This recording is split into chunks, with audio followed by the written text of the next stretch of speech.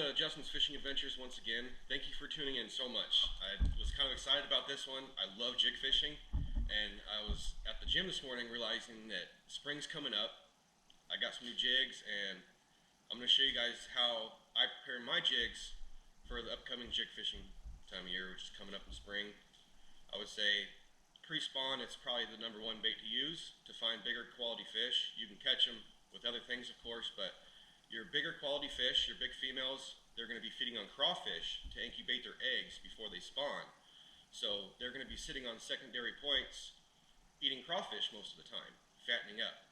So I'm going to show you guys how I dress a jig from package to water, and this is how I do it.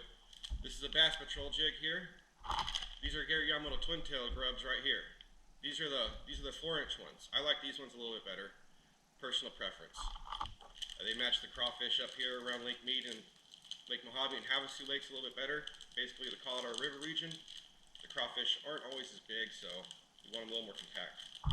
Now, you want sharp scissors as well. That's a big deal. If you don't have sharp scissors, you won't be able to trim your jig up right. So, get the jig out of the package. These Bass Patrol ones, they come with a little guard on the point, on the hook point. I'll take that off. So now hook point is ready to go. I'm always going to check my hook point too. That's the first thing I'm going to do. Now, you can do this hook sharpening test with any hook. It does not matter. It doesn't have to be a jig. I always take my thumb, and I see if the point of it will stick in there a little bit. If it scratches your nail, then it's not sharp enough. This one's sticking in there a little bit. I would sharpen it a little bit, just a tad, before I take it out actually fishing. The next thing I'm going to do is I'm going to get my weed guard adjusted. Now, I'm fishing a football head jig on most of these lakes that I'm fishing, especially Lake Mead. It's mostly rock piles, so a football head jig fits that situation. Now, if you're fishing other styles or other situations, other patterns are necessary as far as your jig head goes. But this one's very versatile. It fishes around rocks, and I can also swim it if I needed to, or find out if they're hitting a swimming jig, and then I'll switch it up to that. But then to get back to the weed guard is I'll take it and I'll spread it just a little bit. I want to split it in half, pretty much. I want to separate that weed guard in half. Bend it up a little bit because he's come in really stiff out of the package. So I'm going to take the scissors. This is why you need your scissors very sharp. Okay. I want that weed guard to be flush with my hook. Now it's just barely off, so I just need to trim it just a tad. I'm going to pinch the weed guard together like that with my fingertips, line it up the hook point, and I'm going to cut it just like that. And I'm also going to take a few of those fibers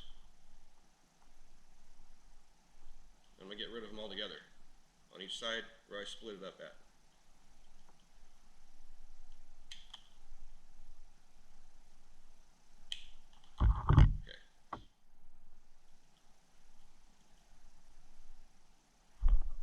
Jig, those fibers are a little bit more flimsy. It's not going to get stuck as much. So, and it's going to hook more fish. When you have a jig straight out of the package, you're going to miss more fish. That's just how it is. But it's up to you how you dress your jig. This is how I've been doing it for, I would say, 28 years now. So it's worked really well for me. And I've caught a lot of fish, gone through a lot of trials and errors of jig fishing. I'm going to take the Yamamoto grub, and I'm going to see where that skirt falls down to. So this one matches this grub exactly perfect, so I don't need to trim this one.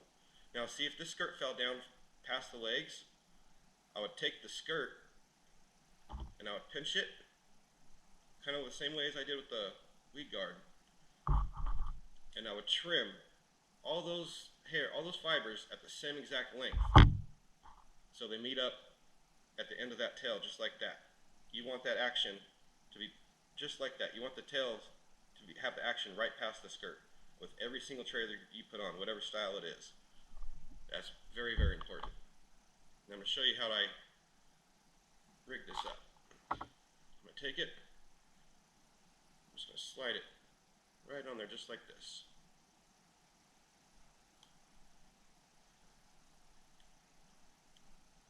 And that, my friends, is how you set up a jig for fishing rock piles, points.